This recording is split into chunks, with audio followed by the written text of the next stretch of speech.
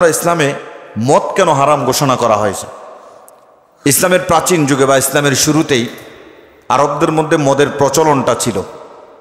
এটাকে আল্লাহ তাআলা দাপে দাপে একবারে নিষেধ করে দিয়েছেন, একেবারে নিষেধ করেন নাই, দাপে দাপে নিষেধ করেছেন। 4টি আয়াত নাজিলের মাধ্যমে আল্লাহ তাআলা মদ, জুয়া, নেশা জাতীয় দ্রব্য এগুলো কি করেছেন? হারাম ঘোষণা করেছেন। প্রথমত আল্লাহ রাব্বুল আলামিন বলেন, وَمِن ثَمَرَاتِ النَّخِيلِ وَالْأَعْنَابِ تَتَّخِذُونَ مِنْهُ سَكَرًا وَرِزْقًا حَسَنًا। আল্লাহ রাব্বুল আলামিন বলেন যে আরবরা খেজুর দিয়া এবং আঙ্গুর দিয়া একটা নেশা জাতীয় দ্রব্য বানাতো, আর সেটা তারা কি পান করে মাতলামি করত।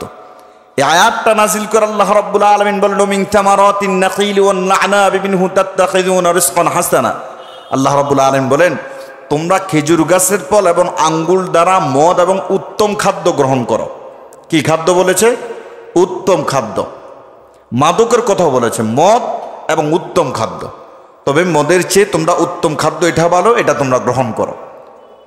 সাহাবায়ে কেরাম যখন এই আয়াত নাজিল হয়ে গেল, সাহাবায়ে কেরাম চিন্তিত হয়ে গেলেন যে কিছুদিনের মধ্যে হয়তো আল্লাহ তাআলা আস্তে আস্তে নেশা জাতীয় দ্রব্য, মদ এগুলো হারাম করে দিতে পারে।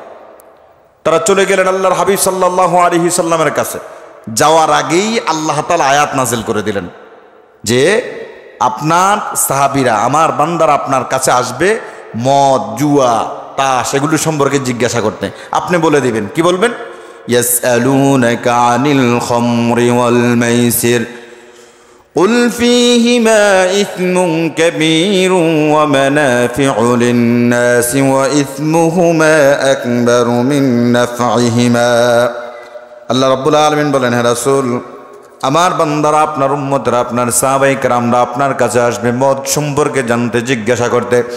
আপনি বলবেন, মদ এবং জুয়া এগুলোর মধ্যে ক্ষতি রয়েছে, এগুলোর মধ্যে উপকারও রয়েছে, ক্ষতি রয়েছে, তবে উপকারের চেয়েও ক্ষতিটা বেশি রয়েছে। উপকারের চেয়ে কি বেশি রয়েছে?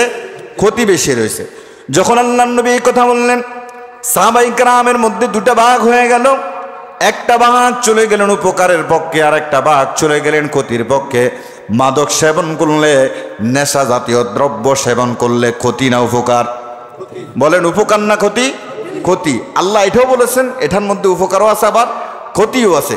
ক্ষতির পক্ষে চলে গেলেন এক দল, এটা সেবন করবে, আরেক দল চলে গেলেন এটা আজকে থেকে আর সেবন করবে।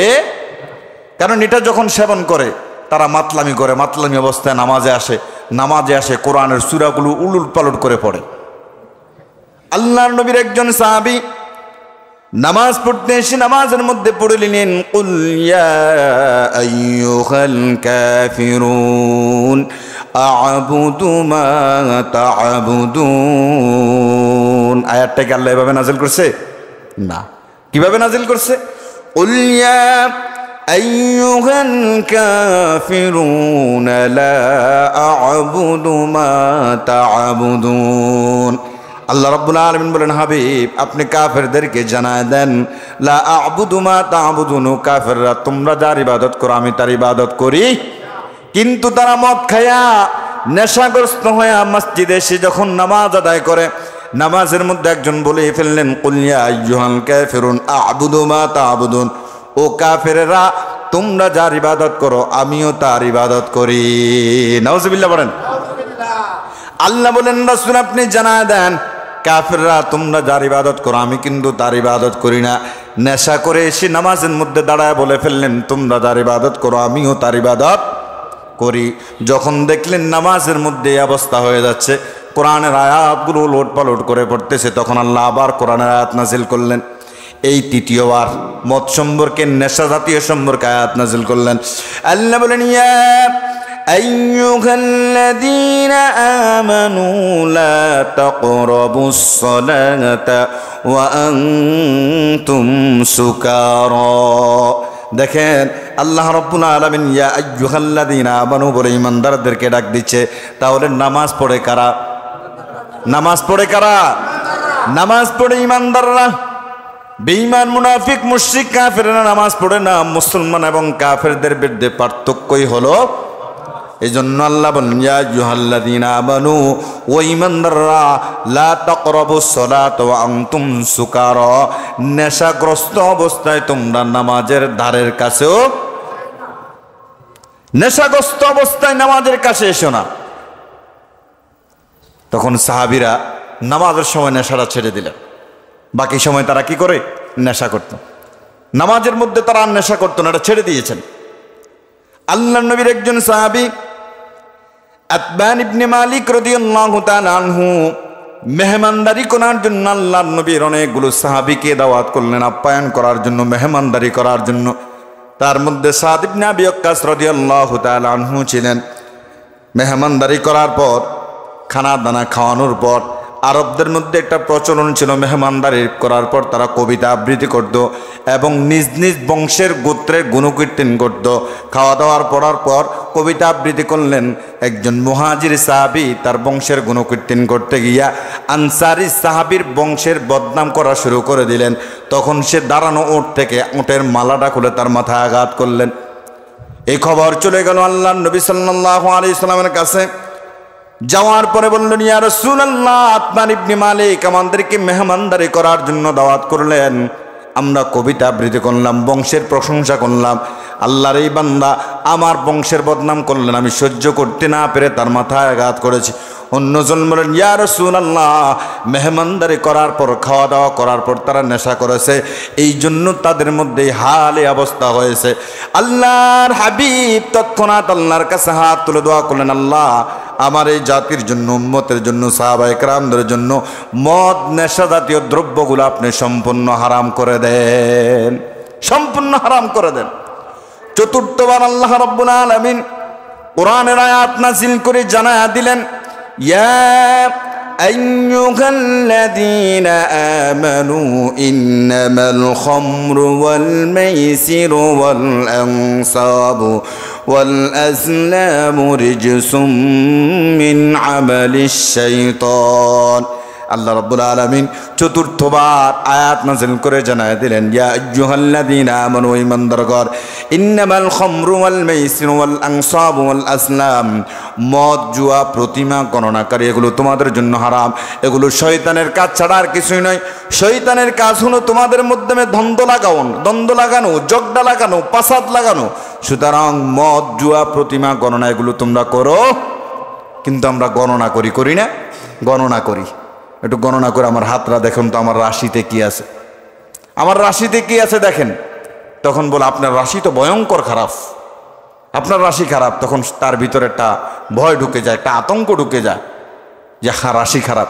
আবার আরেকজন যখন গণায় যে আপনার রাশির মধ্যে খুব ভালো বিবাহ আছে 2টা, সে খুশি হয়ে যায়, 2টা বিবাহ করব, রাশি ভালো, 2 বিবাহ করব, রাশি ভালো।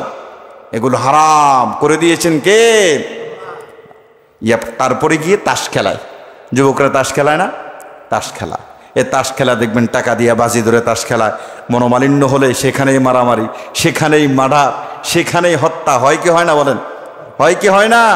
এগুলো আল্লাহ তাআলা সম্পূর্ণরূপে নিষেধ করে দিয়েছে, সম্পূর্ণ নিষেধ। কারণ একজন সাহাবী একজন মদখোর নেশাগ্রস্ত লোককে আল্লাহর নবীর কাছে ধরে আনলেন। আনার পরে রসুলকে বললেন, ইয়া রাসূলুল্লাহ, সে নেশা করেছে, সে নেশা করেছে। আল্লাহর নবী সঙ্গে সঙ্গে পায়ের জুতা খুলে তাকে 40টা আঘাত করলেন। কয়টা আঘাত? 40টা আঘাত করলেন। এবং খেজুরের ডাল দিয়ে তাকে আঘাত করলেন। আল্লাহর নবী যতদিন দুনিয়াতে বেঁচে ছিলেন, যারা নেশা করেছে, মদ খেয়েছে, তাদেরকে আল্লাহর নবী 40টা আঘাত করেছেন। আবু বকরের খেলাফতকালে 40টা আঘাত হয়েছে, ওসমানের খেলাফতকালে 40টা আঘাত হয়েছে। কিন্তু উমর রাদিয়াল্লাহু তাআলা আনহুর খেলাফতকালে উমর রাদিয়াল্লাহু তাআলা আনহু সাহাবীদের পরামর্শক্রমে 80টা বেত্রাঘাত জারি করলেন। কয়টা?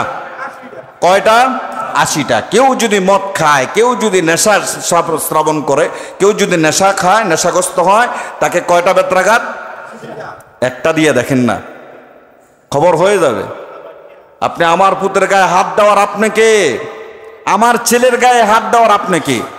আমার ছেলে নেশা করবে কি মদ খাবে, যা মন্তর তাই করবে, সেটা আমি বুঝবো। সেদিন থেকেই সমাজের যুবকগুলো নষ্ট হয়ে যাচ্ছে, সেদিন থেকেই নষ্ট হয়ে যাচ্ছে। আগে দেখতাম মুরব্বীদের দেখলে সালাম দিত যুবকরা, হ্যাঁ এখন সালাম নাই। হুজুরের সামনেই তো মোবাইলে গান দেখছে, নাচানাচি দেখতেছে।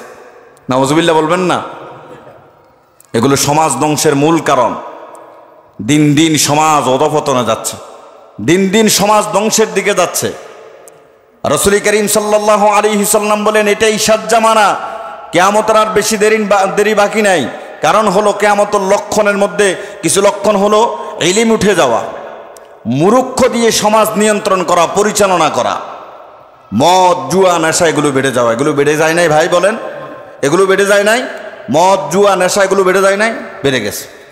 কিছুদিন আগে শুনলাম আপনাদের পাশের গ্রাম, নাম বলবো না, শ্রীপুর হোক, বায়েরচর, গোবিন্দপুর, মাওরা, যেটাই হোক, পুলিশ এসে তাকে ধরলো, একেবারে এতগুলা ইয়াবা ট্যাবলেট পেয়েছে। তো এগুলো আনে কে, চালান করে কে? আল্লাহ তাআলা ওই সমস্ত লোকগুলোর উপর লানত করেছেন যারা ইয়াবা সেবন করে, যারা ইয়াবা সাপ্লাই করে, যারা মদ নেশা জাতীয় দ্রব্য বিক্রি করে, যারা এগুলো তৈরি করে, এমন 10টি লোককে আল্লাহ তাআলা লানত দিয়েছেন। যারা খায় তাদের উপর আল্লাহর কি লানত, তাদের উপর আল্লাহর কি